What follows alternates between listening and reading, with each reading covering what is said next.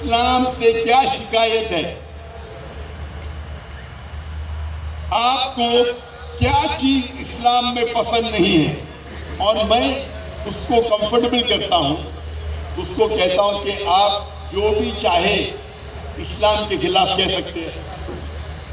आपको जो लगता है इस्लाम में गलत है, आप दिल खोल के मुझे कह सकते हैं। और जब मैं उसे मुतमईन करता हूं, क्या वो जो भी चाहे इस्लाम के बारे में गलत जो समझता है वो खुल के कह सकता है, तो गैर मुसलमान 3 या 4 सवाल करते हैं या 3 या 4 चीज इस्लाम के बारे में कहते हैं,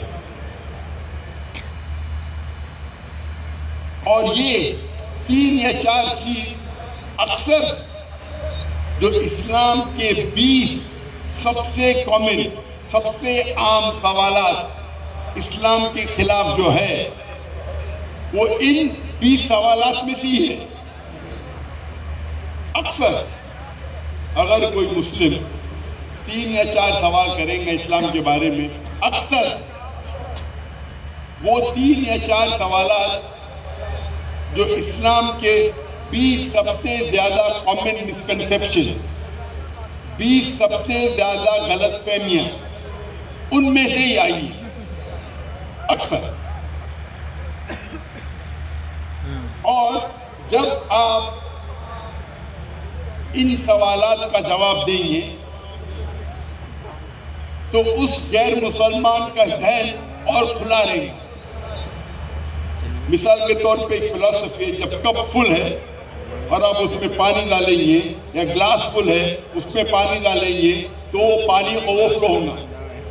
तो क्या करना चाहिए, पहले पानी को फेंको, कप को एम्प्टी करो, ग्लास को खाली करो, उसके बाद जब पानी डालेंगे तो वो पानी उस ग्लास में रहेगा। तो सबसे पहली बात, आप गैर मुसलमानों की गलतफहमी को दूर करो, उसके बाद 1000 के बदले 100 या 50 भी अच्छाइयाँ पेश करेंगे इस्लाम के बारे में, वो गैर मुसलमान उसको खुले ज़हन से सुनेंगे, और हाई चांसेस है क्या उसको एक्सेप्ट करेंगे। आज हम देखते हैं क्या इंटरनेशनल मीडिया पे, चाहे इंटरनेशनल सैटेलाइट चैनल पे हो, इंटरनेशनल रेडियो स्टेशन पे हो, इंटरनेशनल मैगजीन पे हो, या इंटरनेशनल न्यूज़पेपर पे, हम देखते हैं देयर इज विरुलेंट प्रोपेगेंडा। इस्लाम के खिलाफ एक बड़ा प्रोपेगेंडा है। आज की इंटरनेशनल मीडिया इस्लाम के खिलाफ गलत फहमियां फैला रही है। ये हर मुसलमान का फर्ज है क्या ये गलत फहमियां को दूर करे, और जिस तरीके से ये इंटरनेशनल मीडिया इस्लाम के खिलाफ गलत फहमियां फैला रही है, उस तरीके से ये 20 सवालात बदलते रहते हैं। जो ये 20 कॉमन मिसकंसेप्शन, ये 20 गलत फहमियां जो 20 साल पहले थे, आज डिफरेंट है, 20 साल बाद शायद चेंज होंगे। तो जिस तरीके से मीडिया इस्लाम के बारे में गलत फहमियां फैला रहा है, उस तरीके से ये सवालात, ये शुबहात गैर मुसलमान के जहन में 10 मिनट में कुछ लोग कोशिश करते 10 मिनट में गैर मुस्लिम को मुस्लिम बनाना।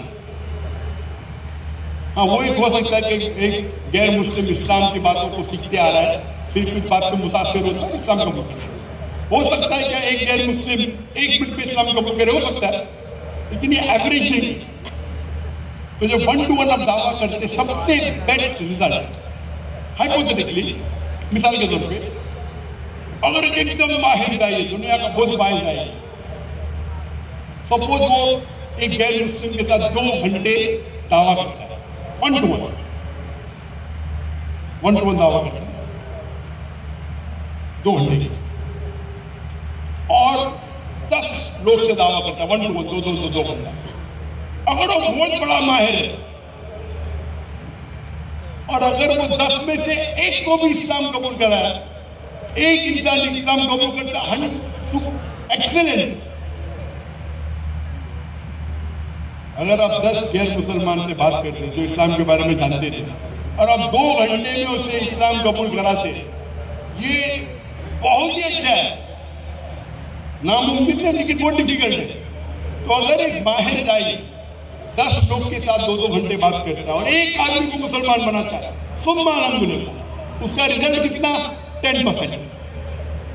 10 में से एक को मुसलमान बना 10%। तो बेस्ट है 1 to 1। नेक्स्ट बेस्ट है आप दावा करें ग्रुप में 25 लोग के, 100 लोग के। जब छोटी ग्रुप है, आप करीब है, तो रिजल्ट और अच्छा है। छोटी ग्रुप में बैठे कमरे में, टेबल पे बैठे 10 लोग, अगर ऑडिटोरियम में बैठे 1000 लोग, वो 10 लोग जो कमरे में बैठ के आप डिस्कस करते, वो बेहतर है बनिस्बत 1000 लोग के ऑडिटोरियम में। यहाँ माशाल्लाह मजमा है 50,000 का, लेकिन पहली रोज इतना दूर है, सिक्योरिटी इतनी दूर है कि मेरा 1 to 1 कॉन्टैक्ट ही नहीं है, तो इम्पैक्ट कम हो रहा है। मेरे तकरीर भी इम्पैक्ट कम है, इतना दूर इंसान है। तो मेरा उसूल है कि पहली रोज नसीब होना चाहिए। हम जब 10 लाख के मजमे में तकरीर किया था हिंदुस्तान में, तो पहली रोज थी, वो जहाँ कैमरा लगे होते पहली रोज या उसके बीच में। यहाँ तो 3 गुना ज्यादा, यहाँ 50,000 का मजमा, वहां मजमा था 10 लाख का, 20 गुना ज्यादा मजमा। क्योंकि मुकर्रिर को बात करने के लिए कोई तो ऑडियंस चाहिए, कोई तो रिस्पॉन्स चाहिए। तो 1 to 1 बेस्ट है, में भी 10%। वो अगर 10 लोग के सामने बात करेगा, एक साथ में बात करेगा, 20 लोग हैं, 20 लोग के साथ बात करेगा, एक साथ में बात किया, हो सकता है कि 20 में से एक मान गए। परसेंटेज कितने हैं? और वो तकरीर करेगा 20-20 लोग के 2-3 तकरीर करता है, तो 20 लोग के एक करता है 5% जैसा। लेकिन वो जितने लोग सुन रहे, वो 2 घंटे की तकरीर कर रहा है, 10 तकरीर कर सकता है 2 घंटे में। तो अगर एक ग्रुप में एक करेगा तो 5 into 10 50 हो जाता है।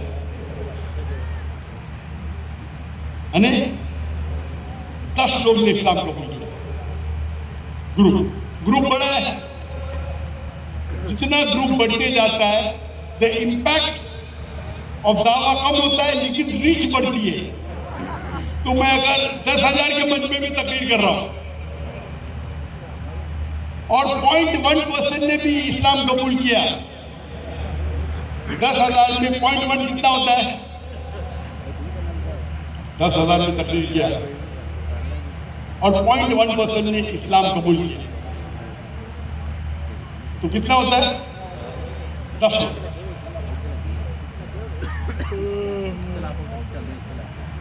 10,000 में 10 लोग के, लेकिन 2 घंटे की तकरीर में 10 लोग मुसलमान हो गए। Percentage 0.01, impact 10 times. वहां 20 घंटे में एक आदमी मुसलमान बनता है। Impact is 10%, result is 1। इसमें मैं 10 लेक्चर देता हूं 1000 लोग को, 10,000 लोग को 10 बार दे रहा हूं, तो 100 लोग इस्लाम कबूल करते हैं। Impact percentage is 0.1%, but quantity कितनी हो गई? 100, क्योंकि reach is multiple times more. तो जब आप बड़ा लेक्चर देते हैं तो 1 to 1 का इम्पैक्ट जो आपके पास रहता है 10% हो जाता है 0.01%, लेकिन तादाद बढ़ती है तो नेट रिजल्ट उसमें ज्यादा फायदा है। तो एक तकरीर करना 10,000 के सामने बेहतर है 1 to 1 से। लेकिन अगर आपको पता है कि वो आदमी सरदार है, उस कबीले का सरदार है, तो मैं उसको पब्लिक में नहीं बुलाऊंगा, 1 to 1 बुलाऊंगा। क्योंकि एक सरदार अगर इस्लाम कबूल किया, उसके पीछे सैकड़ों लोग, हजारों लोग कबूल करेंगे। तो आपको देखना चाहिए कब 1-to-1 दावा करना चाहिए, कब पब्लिक में करना चाहिए। तो 1-to-1 दावा बेस्ट है रिजल्ट। ग्रुप में करेंगे इंपैक्ट कम होता है, क्वांटिटी बढ़ती है। बड़े मजमे में करो, 50,000 का मजमा है, इंपैक्ट और कम है लेकिन रीच ज्यादा है। तो रीच बढ़ती है, इंपैक्ट कम होता है। अभी आ गया सोशल मीडिया। सोशल मीडिया पे रीच और बढ़ जाती है। मैं तकरीर कर रहा हूं टेलीविजन पे, पीस टीवी पे लाखों लोग देख रहे हैं, मिलियंस, 10 लाख, हो सकता है करोड़ लोग देख रहे हैं। बट टीवी पे देखना अलग है और मैदान में देखना अलग है। टीवी पे इंपैक्ट अलग है, मैदान में लाइव देखना अलग है। इसलिए लोग फुटबॉल मैच जब देखने जाते हैं मैदान में देख के पैसा देके देखते हैं, टीवी पे तो फ्री दिखता है। लेकिन जो मजा है वो माहौल, उधर भी टीवी स्क्रीन लगी है मैदान में, यहां भी टीवी स्क्रीन लगी है, लेकिन माहौल है इधर लाइव, उसका मजा और है। तो impact in live ground is better than watching on TV. लेकिन टीवी पे इम्पैक्ट कम है लेकिन रीच ज्यादा है। यहां तो 10 लाख लोग आ नहीं सकते, 1 करोड़ लोग तो आ नहीं सकते, टीवी पे देख रहे। तो आप टेक्नोलॉजी का इस्तेमाल करो, रीच बढ़ाओ, इम्पैक्ट कम होगा। तो आपको सोचना चाहिए कौन सा इम्पैक्ट किसके लिए इस्तेमाल करना चाहिए। अगर मुझे पता है कि एक बड़ा सरदार में लेक्चर सुनने आने वाला है तो मैंने बोलूंगा अरे मैदान में आ जाऊंगा, 2 घंटा में खुद तुमको दूंगा, 1-to-1। चांसेस वो एक्सेप्ट करेगा 10%। अगर मैं माहिर दाई हूं, मैं नहीं कहता हूं मैं माहिर हूं, मैं माहिर हूं, वो मैदान में आएंगे तो 0.01%, 0.001%। आप समझ रहे हैं? तो 1-to-1 जिस तरीके से सामान है किया बेस्ट है, आज भी बेस्ट है, उससे बेहतर है ही नहीं। लेकिन आज मीडिया टेक्नोलॉजी बढ़ रही है, टेक्नोलॉजी का इस्तेमाल करो। इसीलिए कभी भी लेक्चर है तो मैं देखता हूं कि मैं टाइम पे पूछूं। 50,000 का मजमा मेरा इंतजार कर रहा है, लाख का मजमा इंतजार कर रहा है। यहां मैं जवाब दूंगा तो तफसील से दूंगा। क्यों? वो जो सवाल पूछ रहा है वो माने ना माने, बाकी सुनने वाले भी है मैं, तो मैं जवाब इतना लंबा जवाब क्यों देते? मेरा जवाब सिर्फ उसके लिए नहीं है, मेरा जवाब आवाज के लिए है। अगर मैं वो एक ईसाई के लिए, लोग क्या समझते, वो एक ईसाई के लिए मैं पूरी दुनिया में छोड़ के लाहौर में आया बात करने के लिए, मैं बेवकूफ थोड़ी हूं। वो ईसाई सवाल किया लेकिन रूल को तोड़ा, तो मैं थोड़ी उसको तोड़ने दूंगा। तो यह शरीयत कहती है छोटा नुकसान बर्दाश्त करो बड़े नुकसान को बचाने के लिए। इसीलिए मैं जरा ऊंची आवाज में बात किया। ये दाई इस फील्ड में माहिर होना चाहिए। तो 1-to-1 दावा बेस्ट है, फिर ग्रुप में, फिर पब्लिक में, फिर मीडिया में। और मीडिया पे कैसा दावा करना चाहिए उसके ऊपर लंबी तकरीर में दिया। जब एक इंसान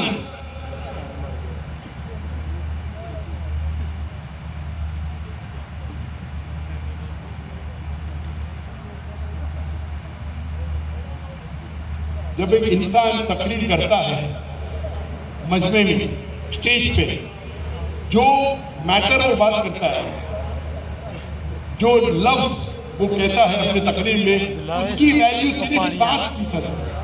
कितना? 7%। 93% is skill.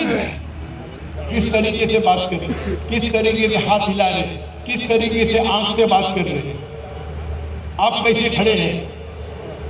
The communication skills 93%। जो मैटर आप बात कर रहे हैं वो सिर्फ 7%। मिसाल के तौर पर सबसे बेहतरीन किताब दुनिया में कौन सी है? कुरान मजीद। बराबर? अगर कुरान मजीद को मैं 1000 माइल्स पर आवर के स्पीड पे पढ़ूंगा आपको पता ही नहीं लगेगा क्या है। अगर कोई शख्स पूरे फातिहा पढ़ता है,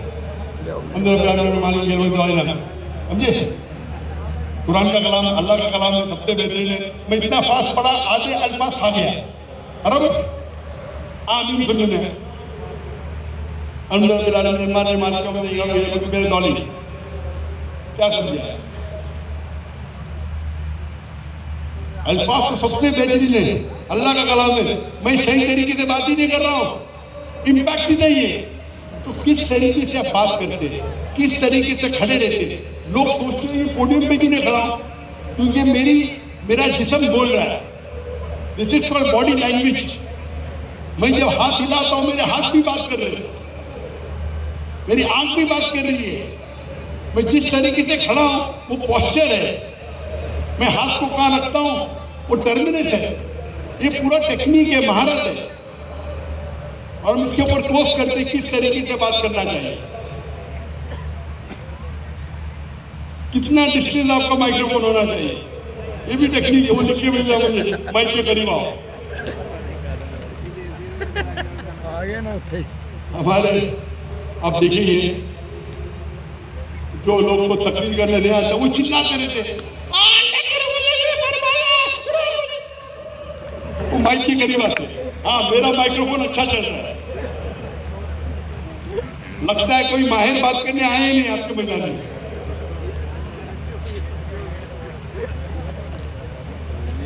ये माइक्रोफोन जो है लगता है श्योर का है, SM58 होना चाहिए, बीटा 58। माइक्रोफोन अलग किस्म के होते हैं, कार्डियोइड, सुपर कार्डियोइड, ओमनी। ये शायद तो माइक्रोफोन पता ही नहीं। ये माइक्रोफोन का डिस्टेंस इतना होना चाहिए, जरूरत पड़े तो नजदीक आना चाहिए, ये तो दूर आना चाहिए। ये टेक्निक है।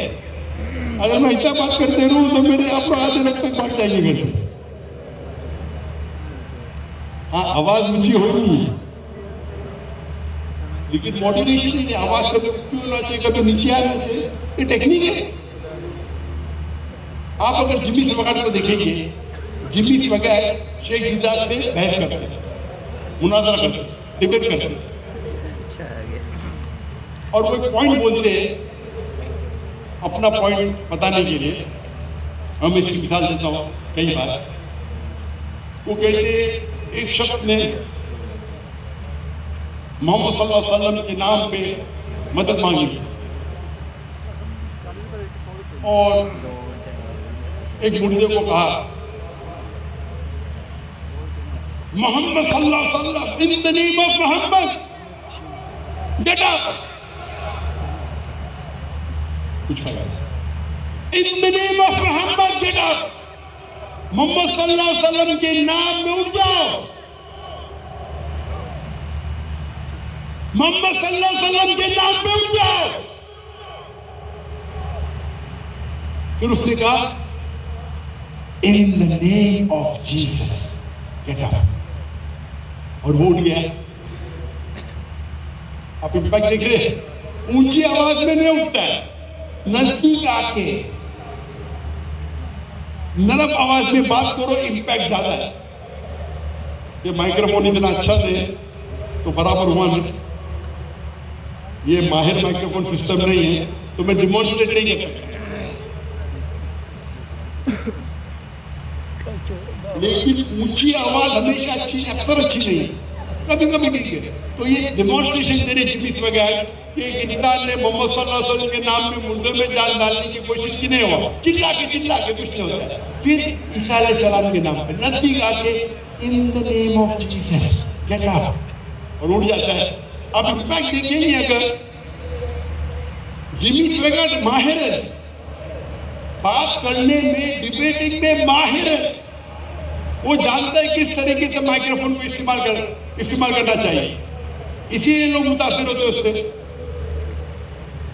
तो हम मुसलमान को भी जानना चाहिए स्टेज पे जब बात करते हैं तो किस तरीके से बात करना चाहिए, टेक्निक है।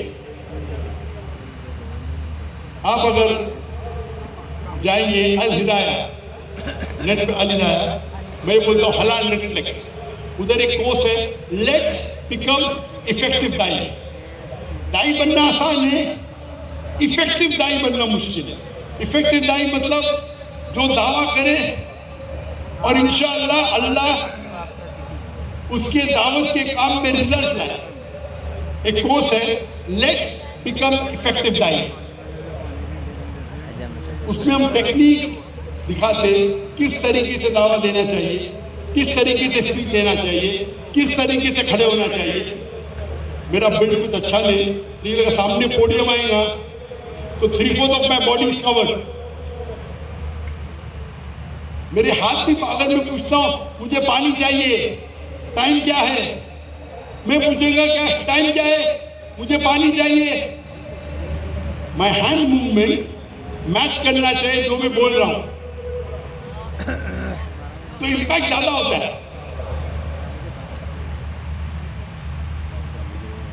तो हम मेडिसिन डॉक्टर बनने के लिए 5 साल 6 साल पढ़ते हैं, इंजीनियर बनने के लिए 4 साल, दाई बनने के लिए 2 दिन में बनने के। क्यों? अल्लाह भगवान वाला आया, अल्लाह के रसूल फरमाते सही बुखारी में, एक भी आयत आपको पता है तो पहुंचाओ। हर इंसान का फर्ज है, आज पता है तो पहुंचाओ। तो ये टेक्निक एक बड़ा स्किल है जिसपे हम घंटों दिन बात कर सकते हैं। वक्त की किल्लत होने की वजह से 2-2.25 घंटे हो गए। मैं चाहता हूं कि सवाल जवाब की नशिश अक्सर बड़ी होती है तकरीर से ज्यादा, तो मैं इस वक्त इस मौजू की तकरीर को खत्म करता हूं कुरान की आयत के साथ। अल्लाह ताला फरमाते सूरह इसरा में, सूरह नंबर 17 आयत नंबर 81 वकुल जाल हक वज़ाकल बातिल इन्नल बातिल काना ज़हूक़ा। जब हक फेंका जाता है बातिल के खिलाफ, बातिल खत्म हो जाता है। वाखिर दावाना अल्हम्दुलिल्लाहि रब्बिल आलमीन। जज़ाकल्लाहु खैरन व अहसनुल जज़ा। डॉक्टर साहब के खिताब से ये तो वाज़ेह हो गया कि शेर बूढ़ा नहीं होता। अल्लाह अपने इस शेर की हिफाजत करे और इनको ईमान वाली, आफियत वाली, सलामती वाली लंबी ज़िंदगी अता फरमाए। सवालों जवाब की नशिस्त शुरू होने क्या ईसा अलैहिस्सलाम मुस्लिम है?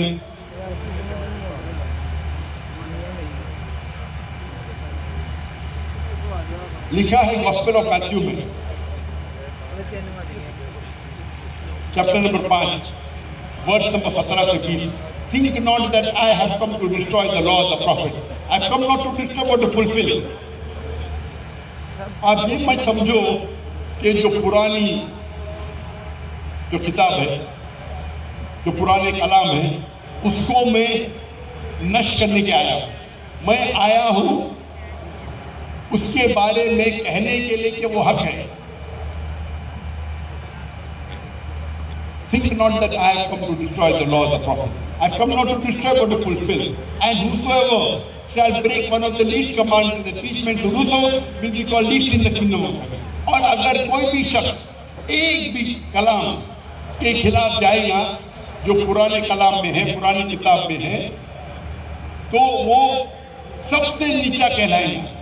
And whosoever shall keep them and teach men to do so shall be called great in the kingdom of heaven. और जो भी उसके ऊपर अमल करेगा वो आखिरत में अजीम कहलाएगा।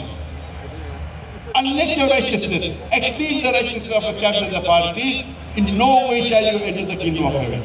Unless जब तक आपकी अच्छाइयाँ जो पहले आए यहूदा है उनसे ज्यादा अच्छा नहीं है, आप कभी भी जन्नत में नहीं जाएंगे। उसका मतलब ईसा अलैहिस्सलाम ये फरमा रहे कि जो भी कुछ मूसा अलैहिस्सलाम ने कहा अल्लाह के बारे में, उसके ऊपर आपको अमल करना चाहिए। आप अगर एक भी चीज जो मूसा अलैहिस्सलाम ने फरमाई, जो अल्लाह की बात कही, उस पर अमल नहीं करेंगे तो आप जन्नत में कभी भी नहीं जाएंगे।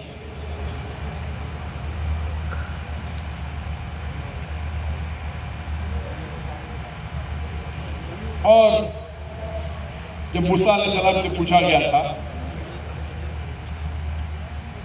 मूसा अलैहिस्सलाम फरमाते हैं book of Deuteronomy chapter number 6 verse number 4, शमा इस्राइल और खत, ओ इस्राइल आप समझो कि हमारा खुदा एक ही खुदा है। और जब ईसा अलैहिस्सलाम से पूछा गया था कि सबसे पहला कलाम क्या है, उन्होंने वो ही कहा था जो मूसा अलैहिस्सलाम ने कहा था। Gospel of Mark chapter number 12 verse number 29 में, शमा इस्राइल खत, hear O Israel the Lord our God is one Lord. ये इस्राइलो सुनो कि हमारा खुदा, हमारा ईश्वर एक ही खुदा है। तो जब हम बाइबल का मुताला करते हैं हमें पता लगता है कि ईसाइयत में खुदा का तस्वुर क्या है। साफ तौर पे लिखा है कि खुदा एक है और उस खुदा का कोई अक्स नहीं, कोई फोटोग्राफ नहीं, कोई पेंटिंग नहीं, और एक खुदा की इबादत करना चाहिए। और ईसा अलैहिस्सलाम खुदा नहीं है, खुदा के पैगंबर है। अगर आप कोई मुसलमान से पूछेंगे इस्लाम में खुदा का तस्वुर क्या है, तो सबसे बेहतरीन जवाब वो दे सकता है, वो सूरह इखलास की तिलावत कर सकता है। सूरा नंबर 112 आयत नंबर 1 से 4, कुल हुवल्लाहु अहद, कहो कि अल्लाह एक है, अल्लाहु समद, अल्लाह द एब्सोल्यूट इटर्नल, लम यलिद वलम यूलद, he begets not not begotten, वलम यकुल लहु कुफुवन अहद, उसके जैसा कोई भी नहीं है। ये 4 लाइन का डेफिनेशन है। कुल हुवल्लाहु अहद, कहो कि अल्लाह एक है, अल्लाहु समद, अल्लाह जो बेनियाज है, लम यलिद वलम यूलद, ना वो जना है ना किसी को जनता है, वलम यकुल लहु कुफुवन अहद, उसके जैसा कोई नहीं है। ये 4 लाइन का डेफिनेशन जो सूरह इखलास है, हम कहते हैं ये लिटमस टेस्ट है, दलिस्मा है, टचस्टोन। टचस्टोन मतलब आप अगर जानना चाहते हैं कि सोना कितना खरा है तो आप टचस्टोन को लेते हैं और सोने को उसके साथ रगड़ते हैं, to rub it with it, और फिर सोने का कलर देखते हैं और फिर आप कहेंगे कि ये 24 कैरेट सोना है या 22 कैरेट सोना है या 18 कैरेट सोना है, या हो सकता है कि सोना ही नहीं है, कि हर चीज जो चमकती है वो सोना नहीं होती। सूरह इखलास खुदा को जानने का तस्मा है, खुदा को जानने का टचस्टोन है।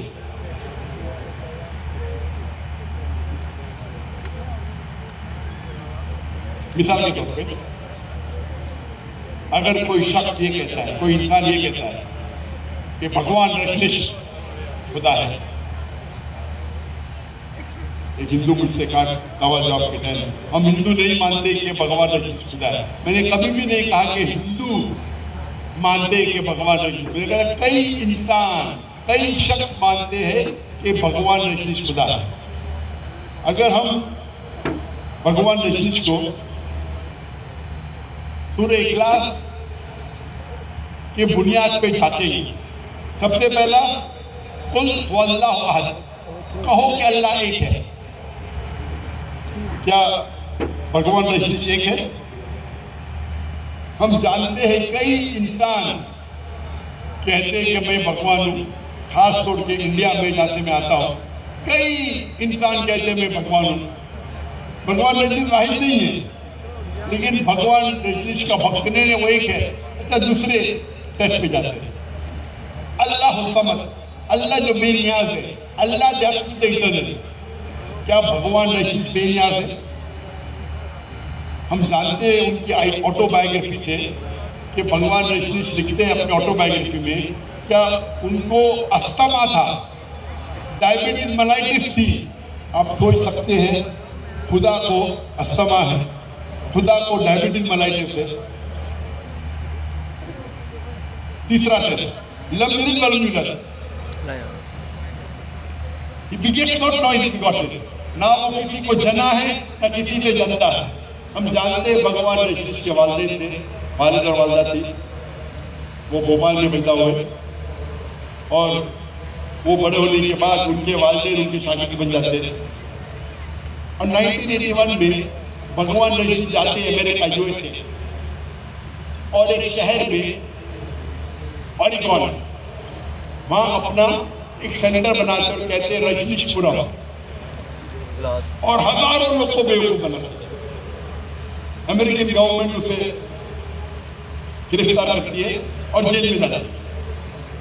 भगवान रजनीश कहते हैं कि अमेरिकन गवर्नमेंट ने मुझे जेल में स्लो पॉइजनिंग दी, धीरे धीरे जहर दिया।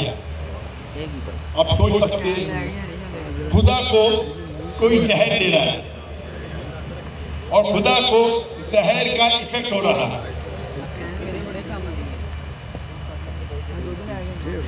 और 1985 में फिर से भगवान रजनीश, जब अमेरिकन गवर्नमेंट उसको निकाल देती है यूएसए से, वो आते हैं इंडिया में, महाराष्ट्र में, और पूना के शहर में अपना सेंटर कायम करते हैं, ओशो कम्युनिटी। और जब आप वहाँ जाएंगे, उनके समाधि पे लिखा हुआ है, समाधि की तख्ती पे, Osho never born never died but visit the earth from the 11th of December 1931 to the 19th of January 1990। भगवान रजनीश न कभी पैदा हुए न कभी मरे, लेकिन वो इस धरती पे आए घूमने के लिए। 11 दिसंबर 1931 से 19 जनवरी 1990 तक वो उस तख्ती पे लिखने भूल गए कि भगवान रजनीश को 22 ममालिक का वीजा नहीं मिला। 22 ममालिक, आप सोच सकते हैं, खुदा धरती पे आ रहे सैर करने के लिए, और खुदा को जरूरत है वीजा की।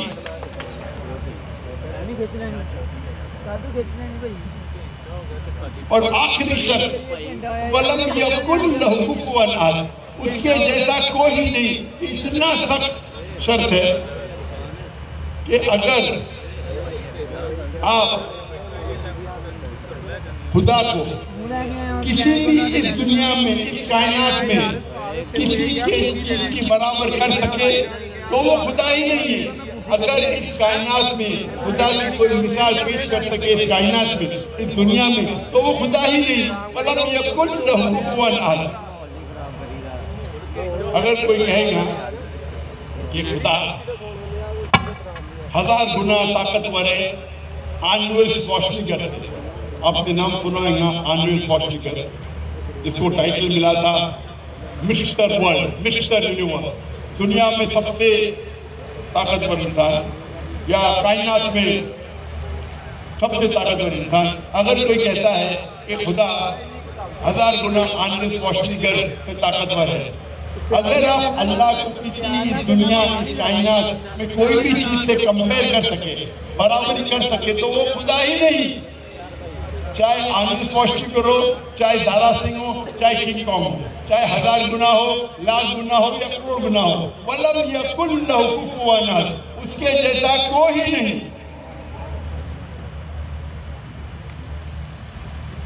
ये 4 शराइत है सूरह इखलास। अगर कोई भी इंसान जिस चीज की इबादत करता है, जिसको खुदा मानता है, वो अगर इस 4 शर्तों को उतरता है सूरह इखलास की, हम मुसलमान को कोई गिला शिकवा नहीं मानने के लिए कि वो खुदा है। तो ये सूरह इखलास खुदा को जांचने का तलिस्मा है, टूल है। तो जब मुताला करते हैं, जो दूसरी स्ट्रैटेजी है दावा की, ताला इला कलिमतिन सवाइन बैनकुम, आओ उस बात की तरफ जो आप और हम यकीन। सबसे पहली बात अल्लाह ला इलाहा इल्लल्लाह, कि हम सिर्फ अल्लाह की इबादत करें। मैंने साबित कर दिया हूँ तकरीबन आधे घंटे से कम में कि जब मुताला करते हैं जिक्र मज़ाहिब का, चाहे वो हिंदुइज्म की किताब हो, यहूदियत की किताब हो, ईसाई की किताब हो, हम ये साबित कर सकते हैं खुदा का तसव्वुर, जो अहम तसव्वुर है, ये सारी मजहबी किताबों में यकसा है कि खुदा एक है, उसके अलावा किसी और की इबादत मत करो, उस खुदा का कोई अक्स नहीं, कोई पेंटिंग नहीं, कोई पिक्चर नहीं, कोई फोटोग्राफ नहीं, कोई तस्वीर नहीं, कोई बुत नहीं। तो हम सब लोग इस बात पे क्यों ना इत्तेफाक करें कि खुदा एक है, उसका कोई अक्स नहीं। और इस तरीके से कई यकसानियत है। नंबर 2 अहम है, आखिरी पैगंबर अल्लाह के है मोहम्मद सल्लल्लाहु अलैहि वसल्लम, और इस पे मैंने तकरीर की है। मोहम्मद सल्लल्लाहु अलैहि वसल्लम का जिक्र दिगर मज़ाहिब की किताबों में, मैं दिगर मज़ाहिब की किताबों से साबित किया हूँ, हिंदुइज्म की किताबों से, वेद से, उपनिषद से, पुराना से, यहूदी किताबों से, ओल्ड टेस्टामेंट से, ईसाई किताब से, बाइबल से, न्यू टेस्टामेंट से, पारसी किताबों के धम्मा पढ़ते अवस्था में, बुद्ध किताबों से धम्मा पढ़ के आखिरी पैगंबर ने सारी किताबों में लिखा है कि अल्लाह के, ईश्वर के, भगवान के, खुदा के आखिरी पैगंबर है मोहम्मद सल्लल्लाहु अलैहि वसल्लम।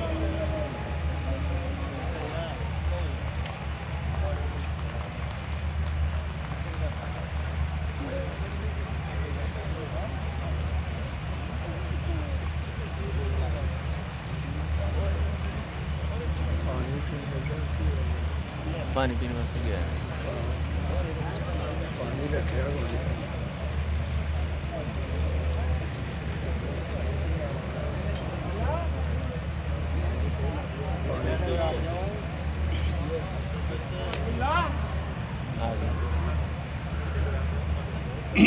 बोतल पड़ी है पानी।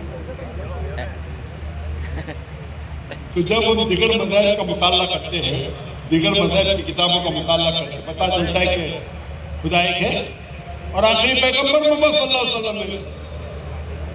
ये 2 अहम शराइत है मिनिमम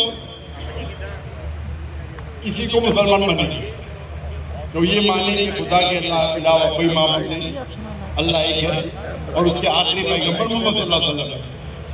इसके अलावा कई यकसानियत है, अगर आपकी तकरीर सुनी है, हिंदुइज्म और इस्लाम में यकसान है, ईसाईयत और इस्लाम में यकसान है, इन दोनों चीज़ों के अलावा कई यकसानियत है। ये मजहब ये भी मानते हैं कि शराब हराम है, हिंदुइज्म मानता है, ईसाईयत मानता है, इस्लाम में लिखा है। ये सारे मजहब ये भी मानते हैं कि खंजीर खाना हराम है, सुअर का गोश्त खाना हराम है, और कई यकसानियत है। वक्त की किल्लत होने की वजह से मैंने सिर्फ एक का डेमोन्स्ट्रेशन दिया हूँ, अल्लाह नाम अल्लाह, हम सिर्फ एक अल्लाह की इबादत करें। तो जो मैं दूसरी स्ट्रैटेजी बता रहा था आपको दावती मैदान की, वो है यकसानियत पे जिक्र करो। जब यकसानियत पे जिक्र करेंगे तो इंशाअल्लाह हम कम से कम ये यकसानियत पे तो अमल करें। तो जब इंटरफेथ डायलॉग होते हैं और स्टेज के ऊपर एक मुसलमान आएगा, एक यहूद आएगा, एक ईसाई आएगा, एक हिंदू आएगा और कहेगा सारे मजहब एक है, ये बिल्कुल गलत बात है। सारे मजहब एक कहाँ है? अगर सारे मजहब एक है तो मैं कहूँगा वो हिंदू से क्या मुसलमान बन जाएंगे, मैं मुस्लिम से कहूँगा क्या तुम हिंदू बन जाएंगे, मैं हिंदू से कहूँगा क्या तुम क्रिश्चियन बन जाएंगे? जवाब नहीं है। अगर सारे मजहब एक है तो मुस्लिम को हिंदू बनने में क्या कोई गिला शिकवा नहीं होना चाहिए, हिंदू को मुस्लिम बनने में कोई गिला शिकवा। तो ये कहना इंटरफेथ डायलॉग में कि सारे मजहब एक है, बिल्कुल गलत है, बिल्कुल गलत है। अल्लाह ये कहते तालव इला कलिमतिन सवाइन बैनना व बैनकुम, आओ हम उस बात की तरफ जो आप और हम में यकसा है। यकसानियत में तो अमल करें। जब हम कहते हैं यकसा है उसका मतलब नहीं क्या हूबहू वही है। तो इंटरफेथ डायलॉग में आपको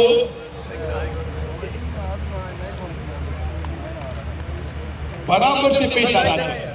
ये कहना सारे मजहब एक ही बिल्कुल है। अल्लाह ताला साफ फरमाते कुरान मजीद में, सूरा इमरान सूरा नंबर 3 आयत नंबर 19, इन्ना दीन इंदल्लाहिल इस्लाम, अल्लाह के नजदीक अगर कोई दीन सही है तो वो इस्लाम है। इस्लाम के अलावा कोई दीन नहीं है। जितने पैगंबर आए आदम अलैहिस्सलाम से, नूह अलैहिस्सलाम, इब्राहिम अलैहिस्सलाम, मूसा अलैहिस्सलाम, ईसा अलैहिस्सलाम, मोहम्मद सल्लल्लाहु अलैहि वसल्लम, सारे पैगंबर ने एक ही पैगाम पहुंचाया, इस्लाम का, वहदानियत का, क्या अल्लाह एक है, अल्लाह के साथ किसी को शरीक न करे।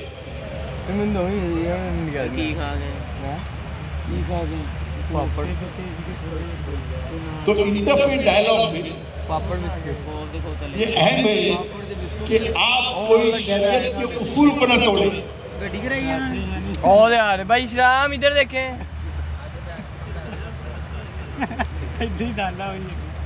असली सब तो अगे देखी है, अगे बंदे के ये दूसरी स्ट्रैटेजी थी। भाई सीन दे भाई सीन सवाल बैन, आओ हम इस बात की तरफ जो आप और हम में यकसा है। यकसानियत नहीं मतलब कि सब मजहब एक, यकसानियत मतलब जो यकसा उसके ऊपर अमल करो और सारी मजहब की गैर मजहबी किताबों का मुताला करेंगे। इनमें लिखा है कि खुदा एक है, उसके अलावा उसकी इबादत करो।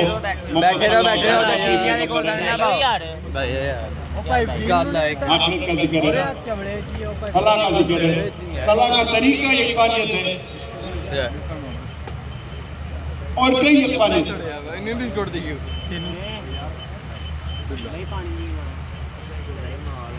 और मैं ये भी कहता हूँ, मैं एक स्टेप आगे जाता हूँ और कहता हूँ कि ये जो कुरान की आयत है, ये मुसलमान आपस के झगड़े मिटाने के लिए भी ये आयत का इस्तेमाल किया जाता है। आओ हम उस बात की तरफ जो आप और हम में यकसा है। हम देखते हैं आज के माशरे में कि हम मुसलमान अक्सर झगड़ा करते हैं, छोटी छोटी बात। हालांकि देखे जाए तो यकसानियत ज्यादा है। मेरे हिसाब से 90% है, 90% है, 95% यकसानियत। इख्तिलाफ 2%, 5%, मैक्सिमम 10% से ज्यादा है। तू तो यकसान है तो उसके ऊपर तो साथ में रहो।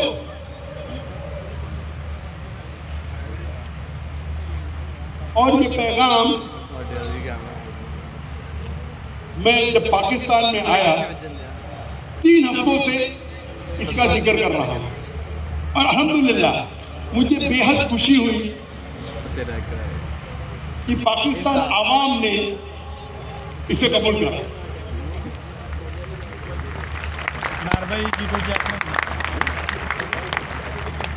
थोड़े लोग इख्तिलाफ है, वो इख्तिलाफ तो रहेंगे ही। थोड़े लोग मेरे इस पैगाम में इख्तिलाफ किए, वो इख्तिलाफ तो रहेगा। जब हक की बात करेंगे तो आपके खिलाफ कुछ ना कुछ लोग तो रहेंगे खिलाफ। और मुझे इतनी बेहद खुशी हुई जब मैं दिगर इदारे की सैर किया, माशाल्लाह। और ये मेरा पुराना मौक़िफ़ है, नया नहीं है। पाकिस्तान में स्थित है, आप मेरी हिस्ट्री देखो, इंडिया में भी सेम था। लेकिन क्यों यहाँ मुझे खुशी हुई कि यहाँ के मुसलमानों ने जो इदारे के अमीर थे, जो ऊंचे ओहदे पे थे, उनने इस बात को कबूल किया जो कुरान की आयत है, सूरह इमरान सूरह नंबर 3 आयत नंबर 103 में वातसिमू बिहब्लिल्लाहि जमीअन वला तफरकू, वातसिमू बिहब्लिल्लाहि जमीअन वला तफरकू, कि आओ हम अल्लाह की रस्सी को मजबूती से पकड़े और आपस में ना बटे। यार भाई पानी नहीं है। और ये मेरा पैगाम डे 1 से है, जब से मैं तकरीर कर रहा हूँ 1994 से 93-94। आप देखो पैगाम मेरा एक ही है, लेकिन मुझे बेहद खुशी हुई कि पाकिस्तान में जब मैं उल्मा को मिला, उनसे जिक्र किया, वो खुले दिल से इस पैगाम को कबूल किए।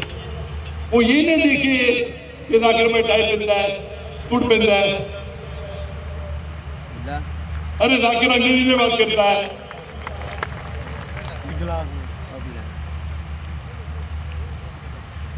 इसके वजह से कुछ मुसलमानों को दुख हुआ पाकिस्तान में और पाकिस्तान के बाहर। मेरे बेटे ने मुझे, अब्बा देखो तुम्हारे खिलाफ लोग बात कर रहे हैं, मैं बोला ज्यादा लोग फॉर या फेवर, बोलो 80% तुम्हारे फेवर में या 90%, 10-20% तुम्हारे खिलाफ। और मैं नॉर्मली जवाब देता नहीं, कुछ अहम चीजों का जवाब देना जरूरी है। ये जो मैंने कहा कि अक्सर हम कहते हैं कि मैं ही सही हूं, हम ये कहें कि मैं भी सही हूं, और हमें छोटी छोटी बातों पे झगड़ना नहीं चाहिए। मेरा पैगाम था कि जो अफजलियत है, और मैं साफ तौर पे कह चुका हूं, आप मेरे लेक्चर सुनिए, जो अफजलियत है उसके ऊपर आप झगड़ा क्यों करते हैं?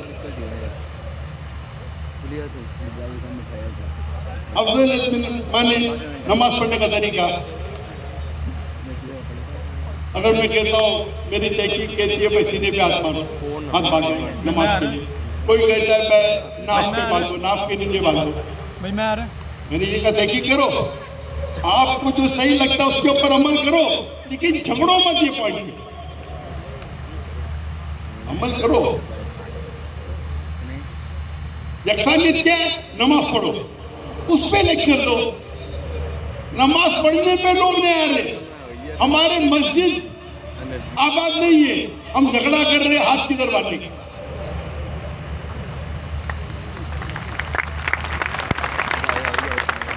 माशाअल्लाह, आपने सुन लिए, आपने ताली बजा दिए। मेरे कुछ मुसलमान भाई ये कहते जाकिर भाई इंडिया छोड़ने के बाद बदल गए।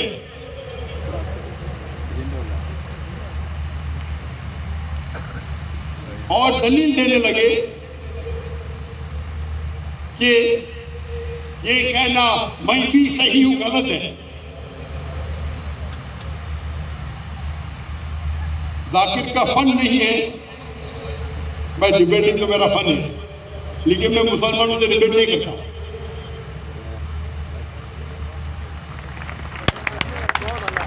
अभी उनको मेरे ये पैगाम से मुसलमान अवाम एक हो रही है,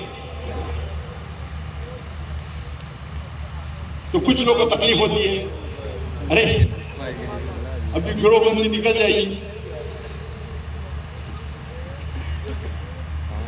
अल्लाह फरमाते हैं कि गिरोह मत बनाओ। अल्लाह के रसूल फरमाते हैं कि 73 सेक्ट बनेंगे, ये नहीं कहते बनाओ, बनेंगे, उसमें से एक ही सही है जो अल्लाह अल्लाह के रसूल कुरान और सही हदीस पे चलता है।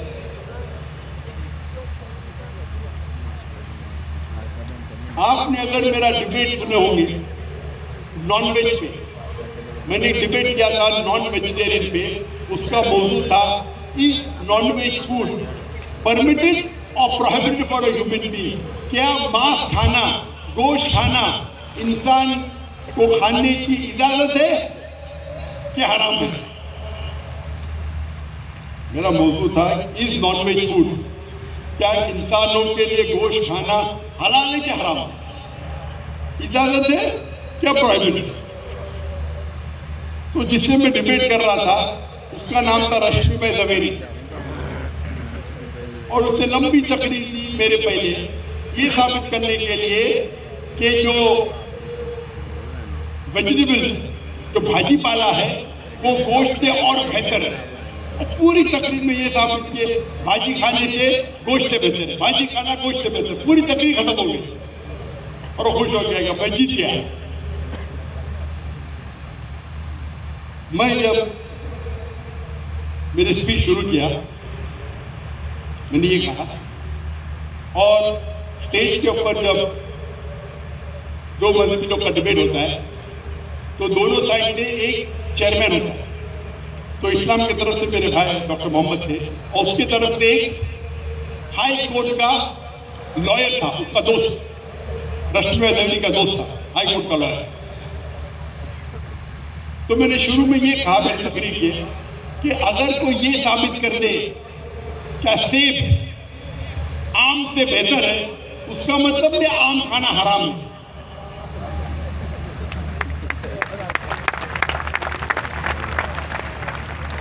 मैंने कहा मेरा ये एक अल्फाज, एक सेंटेंस डिबेट को जीतने के लिए काफी है। मैं ये साबित, अगर आपने ये साबित किया कि सेब आम से बेहतर है तो आम हराम नहीं होता है। मेरा एक सेंटेंस काफी था डिबेट को जीतने के लिए, लेकिन मेरे पास वक्त था, मैंने पूरा उसमें साबित किया क्या गोश्त खाने के क्या फायदे हैं। और वो डिबेट आप देख सकते हैं, हिलेरियस मतलब कॉमेडी है। जिस तरीके से मैं उसका जवाब देता हूँ मौजूद है यूट्यूब पे। तो जब मैंने ये कहा कि ये अक्सर कहना कि मैं ही सही हूं, उसके बदले ये कहो कि मैं भी सही हूं, तो कुछ मुसलमानों को दुख हुआ। ये कहना मैं भी सही हूं गलत है, क्या सब लोग सही है? सब गलत है? ये कहना सब सही है गलत है? मैंने कब कहा कि मैं कहूंगा मैं भी सही हूं उसका मतलब सब सही है? मैं जब कहता हूं मैं भी सही हूं उसका मतलब है कि मैं सही हूं, बाकी लोग सही है गलत है मैं नहीं जानता। उनको उर्दू ही नहीं पता, मेरी उर्दू कमजोर है, लेकिन मैं डिबेटर हूं। मैं जब ये कहता हूं कि मैं भी सही हूं उसका मतलब है कि मुझे 100% यकीन है कि मैं सही हूं। ये बाकी लोग सही भी हो सकते गलत भी हो सकते।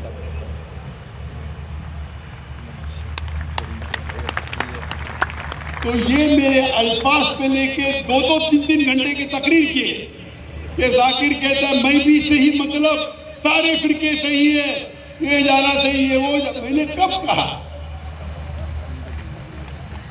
मैं खाली कह रहा हूँ ताला कलिमत सवाई बैनो बैनकुम, आओ हम उस बात की तरफ जो आप और मैं यकता है। इंटरफेस डायलॉग पे मैं ये कभी नहीं कहता हूँ कि सारे मजहब एक है। यहाँ हमको लोग मुसलमान मार रहे, वो ये देखते नहीं कि हनफी है कि शाफी है कि देवबंदी है कि नदवी है कि मदनी है कि सलफी है कि अहले हदीस है, मुसलमान है मारो और हम आपस में झगड़ रहे। तो मेरे प्यारे भाइयों, जो मुझसे इख्तिलाफ रखते कोई प्रॉब्लम नहीं, मैंने पहले कह चुका हूं कि अगर आप डॉक्टर जाकिर नाइक को गाली देंगे तो कहीं कुरान में नहीं लिखा है कि डॉक्टर जाकिर नाइक को गाली देंगे तो जन्नत से जाएंगे। मैं कोई भी सही हदीस नहीं जानता हूं जिसमें लिखेला है कि डॉक्टर जाकिर नाइक के खिलाफ है तो जन्नत से जाएंगे। मेरा मकसद है कि लोगों को मिलाना, और इसीलिए मैं कहता हूं आप जब ऊंचे लोग के साथ रहेंगे जो मुदीर है, अमीर है, तो अल्लाह ने मुझे वो मौका दिया, हाँ तमिल फजल रब्बे, कि मैंने दीन इससे सीखा, उनके उस्तादों से सीखा, क्लास में नहीं, 1 to 1 जब उनके उस्तादों से सीखा 1 to 1 क्लास में नहीं, तो मैं जानता हूं उनके उस्ताद का मकसद क्या है। अल्लाह ताला दिल में लोगों के दिल में मोहब्बत डालता है, उसके लिए जो अल्लाह की तरफ बुलाते हैं और अल्लाह के रसूल की तरफ बुलाते हैं।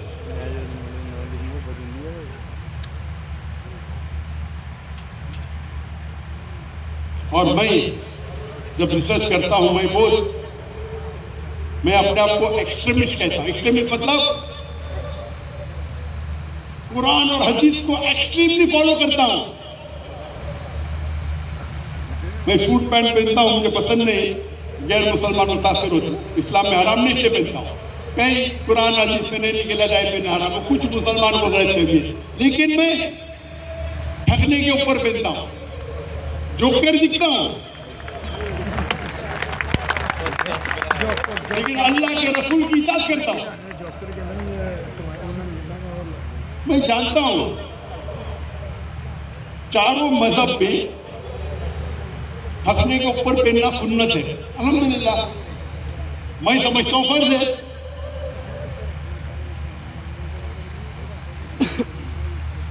लेकिन कोई भी मजहब यही नहीं कहता है कि ठगने के ऊपर पहनना हराम है। तो यकसानियत क्या है? ठगने के ऊपर पहनो, अफजलियत है या फर्ज है, नो प्रॉब्लम। मुझे कोई भी मजहब आके ये नहीं कह सकता कि जाकिर नाइक ठगने के ऊपर क्यों पहन रहा है। तो वेन डायग्राम फॉलो करो। मैं क्या करता हूं? ठगने के ऊपर पहनता हूं। जितने मेरे वहां काम करते मुलाजिम, सब मर्द के लिए फर्ज है। अगर आप डॉक्टर जाकिर नाइक के इदारे में काम कर रहे हैं, ठगने के ऊपर पहनना फर्ज है। आप उसको सुन्नत मानते, नो प्रॉब्लम, मैं उस पर जबरदस्ती नहीं करूंगा। ये मेरा ड्रेस कोड है, ड्रेस कोड है। टोपी पहनना फर्ज नहीं है।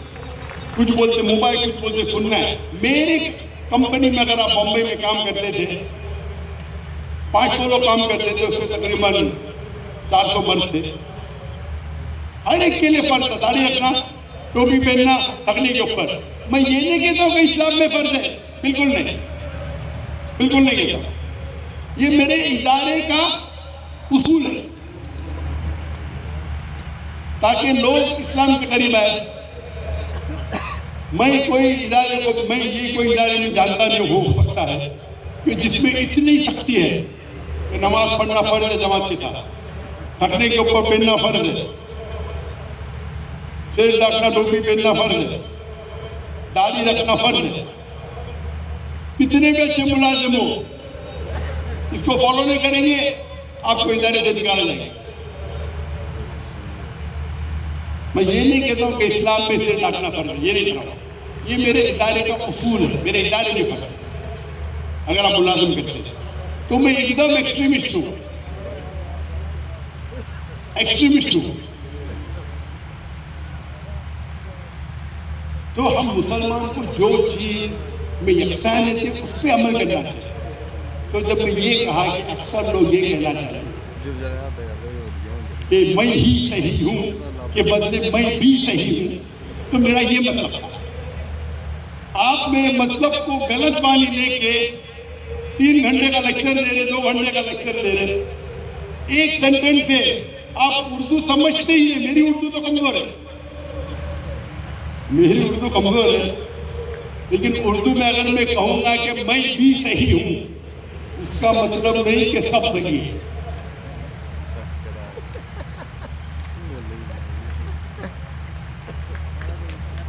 इसका मतलब है कि मैंने तहकीक किया हूं, मैं मेरे तहकीक पे अटल हूं।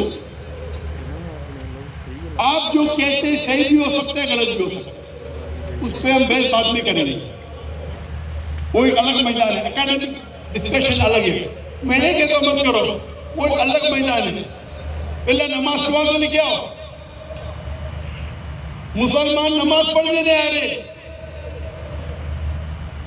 कितने फीसद लोग 5 बार नमाज पढ़ते मस्जिद में? उस पे लेक्चर दो।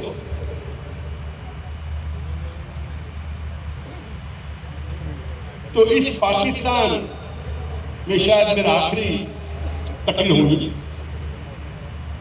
तो जिस तरीके से माशाअल्लाह दिगर इदारे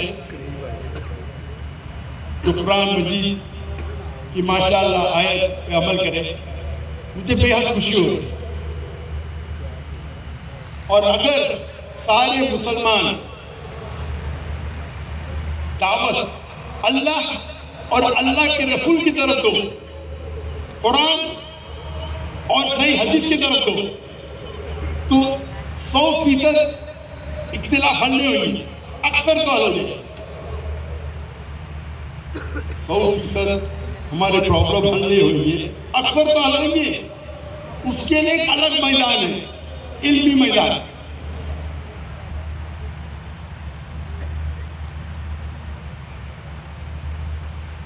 तो ये दूसरी शर्त थी, दूसरा तरीका था ताल सवाई महीने। तीसरी स्ट्रैटेजी दावा की, तीसरी स्ट्रैटेजी और दावा का तीसरा तरीका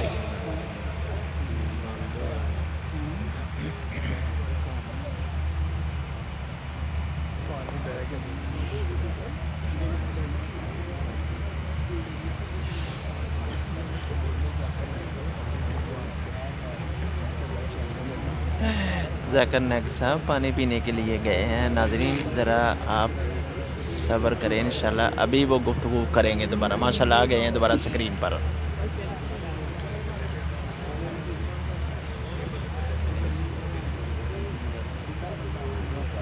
दावा का तीसरी स्ट्रैटेजी, तीसरा अहम पहलू, तीसरा तरीका।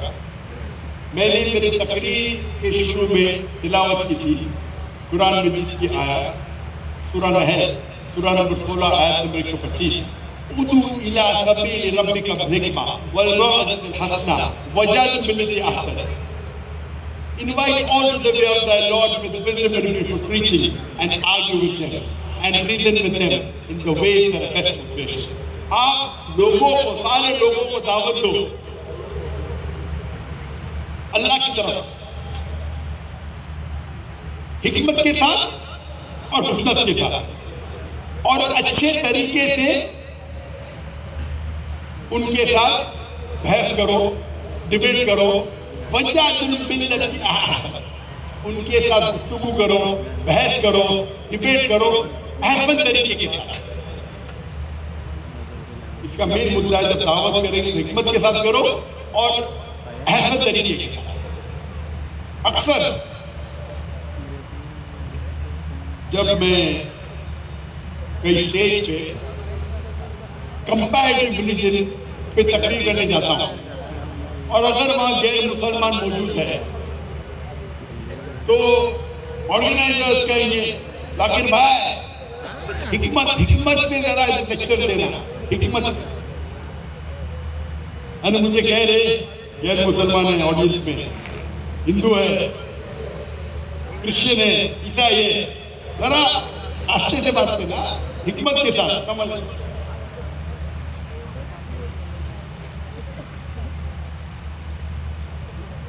वो जब कहते हैं हिकमत से बात करना, मतलब जरा प्यार से बात करना, मोहब्बत से बात करना, प्यार से बात करना, जरा नरम आवाज से बात करना। कुरान में नरम आवाज लिखा है, क्या लिखा है? हिकमा। तो मैं उनसे पूछता हूं, आप इस आयत का कॉन्टेक्स्ट जानते हैं? कॉन्टेक्स्ट मतलब इस आयत के पहले क्या जिक्र है आपको पता है? ये आयत तो बहुत मशहूर है,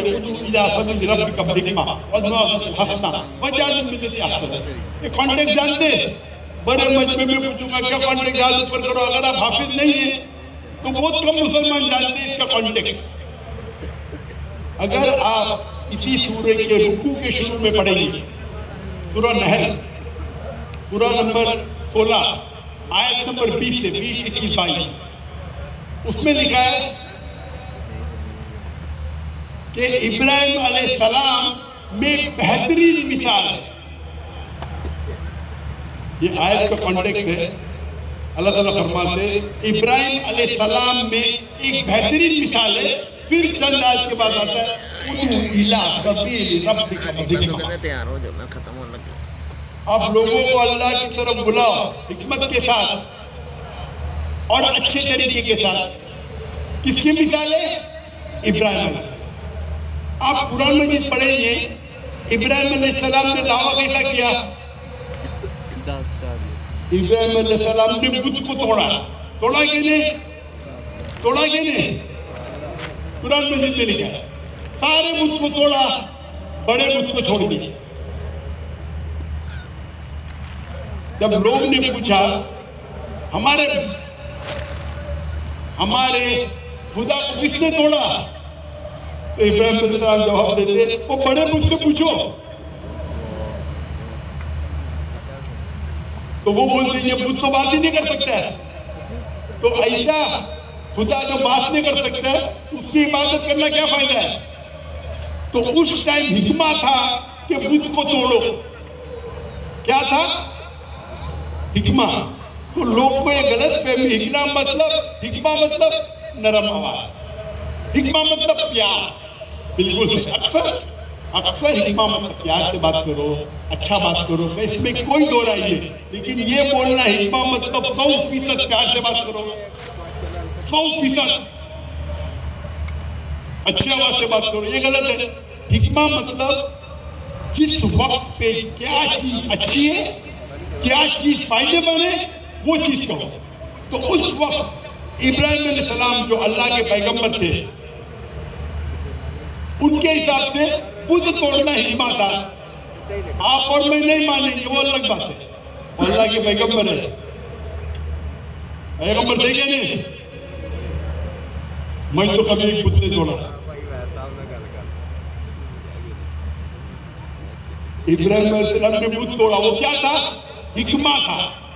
तो हिकमा का मतलब ये नहीं कि हमेशा प्यार से बात करो, वो तुमको चाटे मार रहे फिर भी आप चुप बैठो, वो लात मार रहे फिर भी चुप बैठो। हिकमा मतलब वो चीज करो उस वक्त के लिए क्या बेहतर है। और ये मैं मानता हूं अक्सर जब आप गैर मुसलमान से बात करते हैं प्यार से बात करो, अच्छे तरीके से बात करो। लेकिन कभी कभी जब डिबेट है तो आपको शेख अहमद मिर्जा जैसा बात करना चाहिए।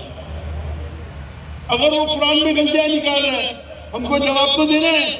तो अक्सर मेरी तकरीर आप पढ़ेंगे यकसानियत, इस्लाम और हिंदुइज्म में यकसानियत, इस्लाम और ईसाईयत में यकसानियत। लेकिन विलियम कैम्पबेल ने एक किताब लिखी जिसके अंदर वो कहते हैं कि कुरान मजीद में साइंटिफिक गलतियां हैं।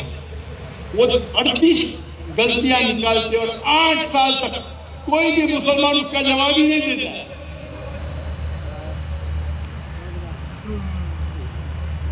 आप सोचो, आप रास्ते पे चल रहे फैसलाबाद में, एक चोर, आप अपने वालदा के साथ चल रहे, एक चोर हैंडबैग लेके भागता है। आप क्या चोर से कहिए अस्सलाम वालेकुम? आपको चोर को पकड़ेंगे, भाई साहब बैग दे देगा तो तेरी टांग भी तोड़ दूंगा, तेरे हाथ तोड़ दूंगा। तुमने बोले भाई साहब अस्सलाम वालेकुम, मेहरबानी करके बैग वापस दे दो।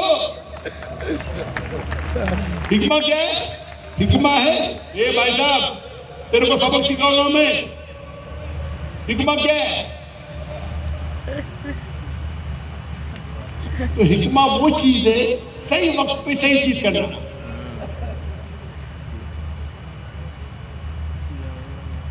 तो जब गैर मुसलमान से बात करते बिल्कुल बेशक अक्सर आपको प्यार से बात करना चाहिए, अक्सर आपको अच्छे हुस्ना तरीके से उसका दिल जीतना चाहिए।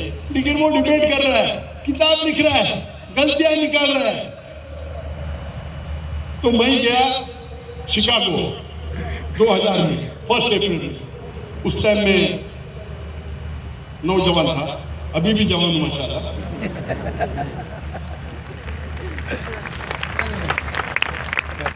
उस टाइम मेरी उम्र थी 35 साल से कम, 35 साल से कम। और वो जब कुरान में गलतियां निकाल रहे हैं, 8 साल तक कोई मुसलमान जवाब नहीं दिया। वो किताब का इस्तेमाल कर रहे हैं अमेरिका में, यूरोप में, कुरान में हर चीज गलतियां है साइंटिफिक। आपका कुरान अल्लाह का कलाम नहीं है।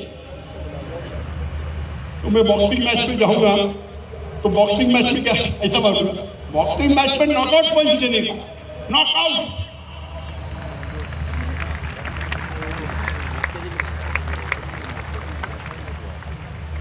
मैं ये नहीं कहता हूँ डिबेट बेस्ट, डिबेट बेस्ट नहीं है, पर जरूरत पड़े तो अपने मैदान में शेर उतरना चाहिए। हमेशा किताब की जरूरत नहीं है, जरूरत है तो जाने का ना किताब के लिए। ये तो इस्लाम में अमन का मजहब है, अमन का मजहब है, लेकिन किताब के टाइम पे किताब करने का, हाँ के नहीं, चूड़ी पहन के घर में नहीं बैठने का।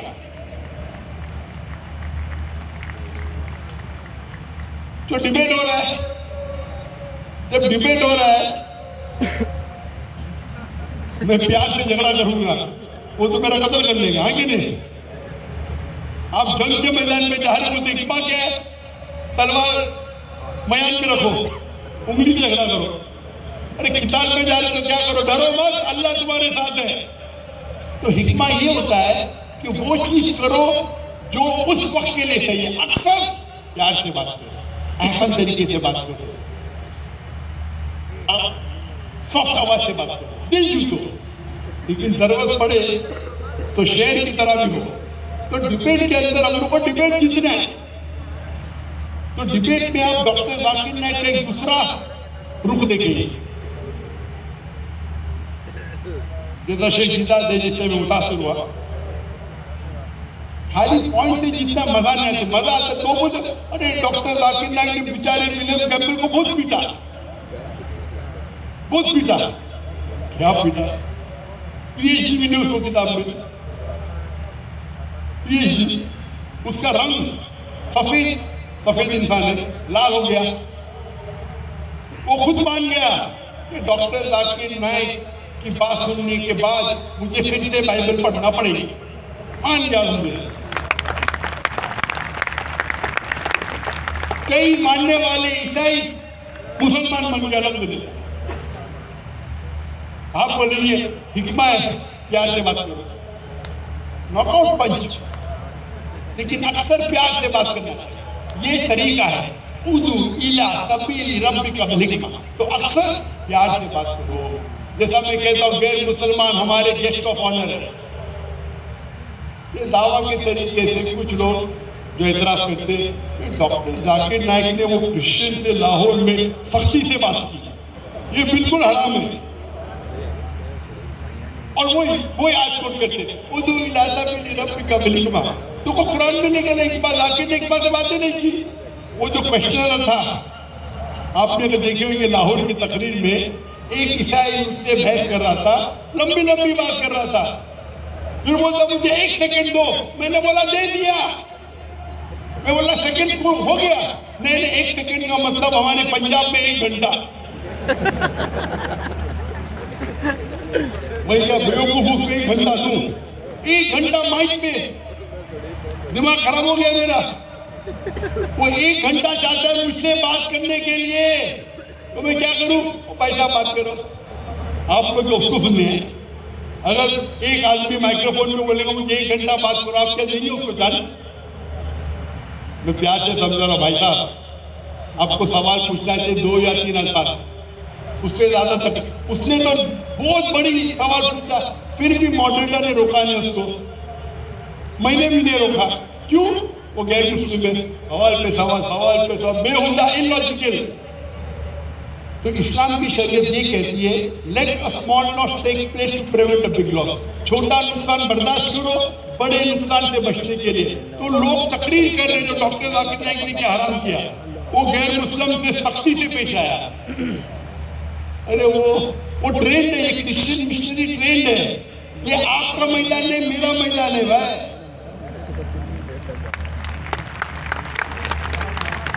लोग कहते जाकिर नाइक ज़ईफ हो गए, मैं जवाब दूं भाई, मैं भड़का नहीं, दाई कभी भी भड़कना नहीं चाहिए। लोग बोलते जाकिर लॉस्ट हिज टेम्पर, मैं